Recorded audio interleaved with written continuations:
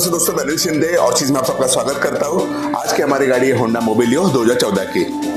इस गाड़ी में हम कंप्लीट इंटीरियर कस्टमाइजेशन करने जा रहे हैं। कलर का नाम है पॉपी सीरीज का ब्लैक कलर और आइस ग्रे कलर N08 और N09। पैटर्न का नाम है ओक पैटर्न। आप यहाँ पर देख सकते हो, कस्टमर को ये पैटर्न बहुत ही ज्यादा पसंद आया है। वुड फिनिश में वैसे तो हमारे पास बहुत ज्यादा कलर्स है, लेकिन कस्टमर को इस गाड़ी के लिए मुरुरा कलर पसंद आया है। आइए गाड़ी देखते हैं।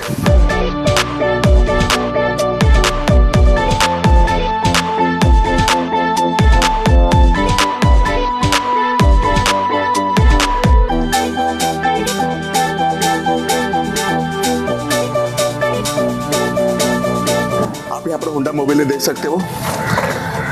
गाड़ी का काम ऑलमोस्ट खत्म होने को आया है। जो भी गाड़ी का डिजाइन किया है ये कस्टमर की चॉइस है।